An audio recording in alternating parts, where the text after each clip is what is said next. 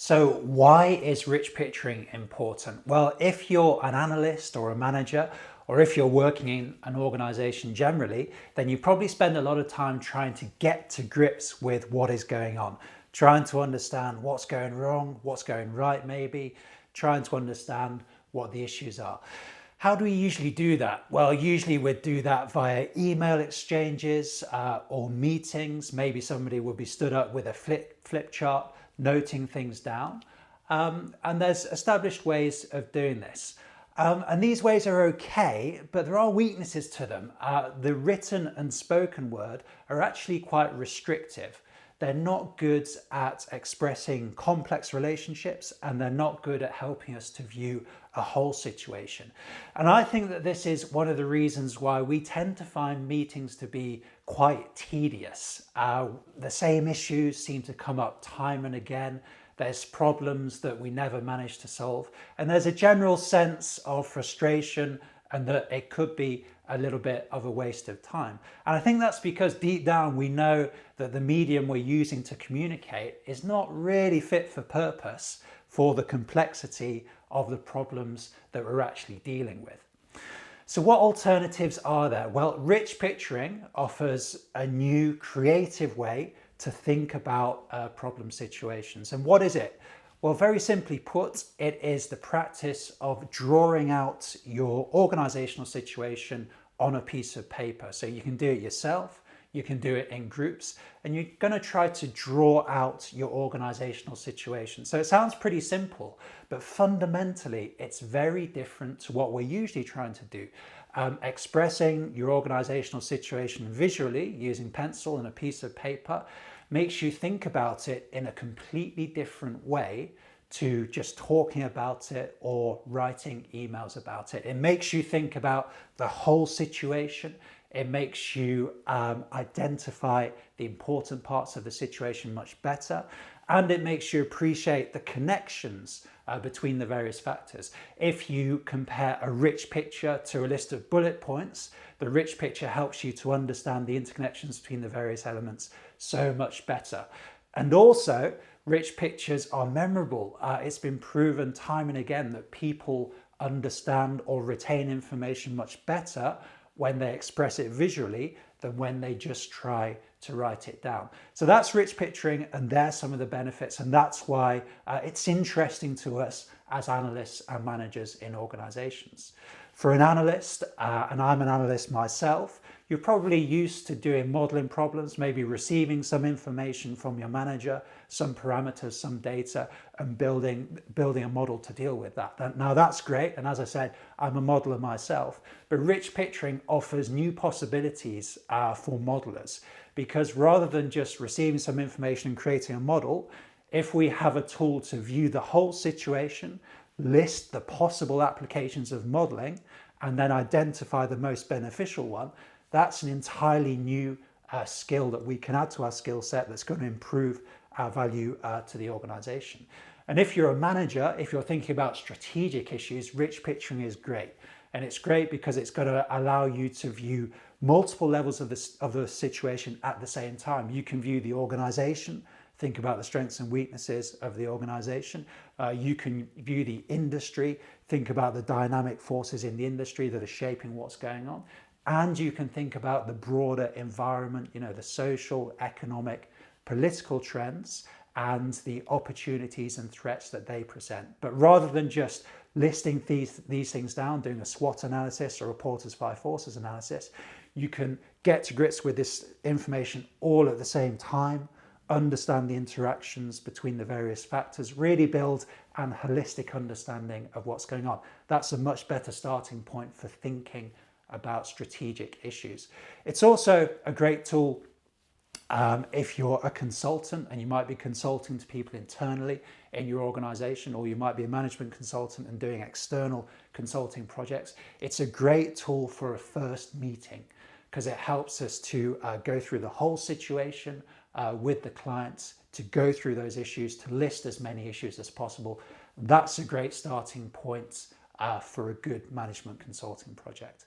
So useful to lots of different people in lots of different ways.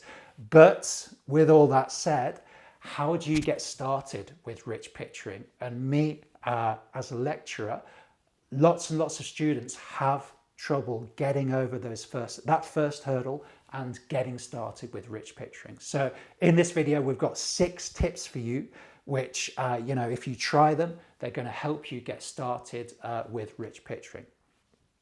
Now, the first tip is to remember it's not about the picture. So naturally, I think we have a reluctance to express ourselves visually because we feel we have to be artistic. We feel that the drawing's got to look good.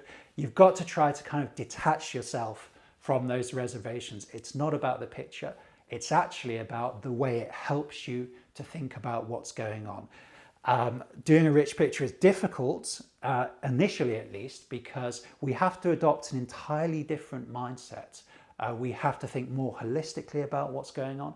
We have to see the interconnections between things. So you're dealing with this kind of presentational challenge of drawing things out, and your brain's working in a whole new mindset. So it's going to be a challenge.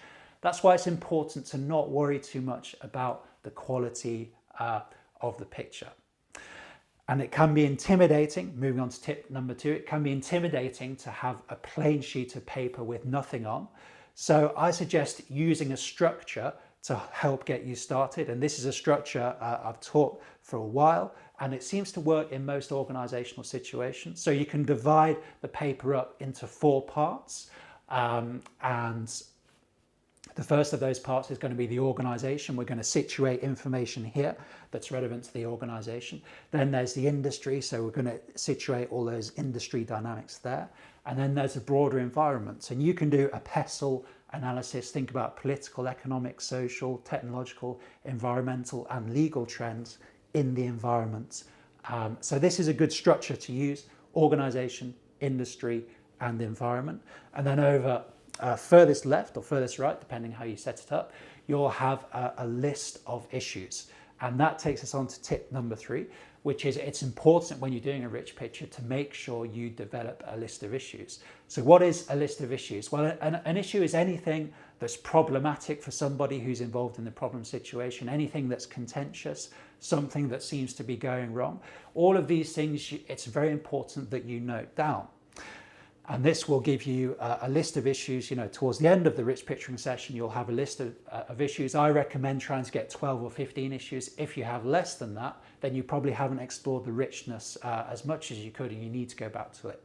So 12 to 15 issues. This is really important because, as we've already said, rich pictures can be difficult for other people to interpret, and naturally you might have some reluctance about showing the rich picture to somebody. So the list of issues is going to capture in text, in English, all of the insights you've gained through doing the rich picture. So it's a great output from the rich picturing session. That's why the list of issues is important. Another good tip number 4, when you're getting started, is to decide on the focus. So what is the focal point of your rich picture? From whose perspective are you seeking to explore the situation? Now, it may be that you're doing a kind of personal rich picturing exercise, so it would be sensible to position yourself on the rich picture somewhere, probably just inside the organization section. But you may be doing a piece of work for your manager, or for the CEO of a company. If that's the case, it's a good idea to position them on the picture first. That's going to encourage you to view the picture from their perspective, and it's going to increase the value of the exercise generally.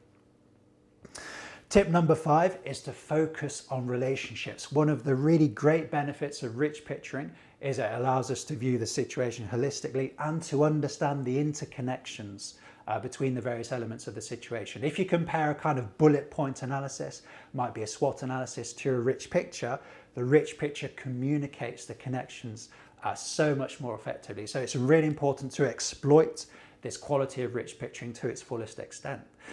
Now, there's various different kinds of relationships, and rich picturing gives you a versatile medium to express those. For example, you may think 2 things in the rich picture have a kind of loose relationship. They're kind of loosely related, but it's not a clear causal relationship. If that's the case, you can use a dotted line to communicate that kind of loose relationship. There may be another situation where there's a clear causal relationship. For example, if a company is losing customers, that clearly is going to cause a loss in revenue. That's a clear causal relationship, and you can communicate that with a line and an arrow at the end to communicate causality. And then it's up to you. There's a whole spectrum of different arrows and lines in between there. And as I said, you can harness the versatility of the medium to communicate those relationships. And finally, the final tip number 6, it's a good idea to develop your own icon set. And you'll do this naturally as you do more rich pictures. But when I do rich pictures, I have a set of icons that I always use that I can draw quickly, and that improves the efficiency of the process. For example, people are a huge feature in organizations, so it's good to have a quick way to draw a person, and drawing a stick man is absolutely fine. Other organizations and competitors, they're also a big feature of rich pictures. So having a quick way to draw an organization, I tend to draw a little house in 3 dimensions. That's a good way of representing an organization. But you've got to find out what works for you, and those things that keep coming up, try to develop your own icon set. As I said, that's going to improve the efficiency of the process. So that's rich picturing. We've talked a bit about the benefits of rich picturing. It offers a different way of thinking about an organizational situation. And we've talked about 6 tips to help you get started with rich picturing. So somewhere around this video, there is a link to a case that we've taken from the business press, and a link to a model answer for that case. So I'd encourage you, click on the link, go and have a look at the case, and then, no pressure. You shouldn't have very high expectations for your first rich picture, but just try to draw a rich picture for that case, and then compare your rich picture to the model answer. Now, it's important to remember there isn't a single model answer for a rich picture. Everybody's going to have a different interpretation of what's going on. Everybody has a different rich picturing style. But the model answer does embody some good practices of rich picturing. For example, the 6 tips that we talked about, you'll be able to kind of situate those in the rich picture. So it's certainly a good exercise to compare your first attempt to the model answer. Okay, so that's rich picturing. I hope this video motivates you to try it for yourself, and I really hope it helps you to think in a different way about your organizational situation.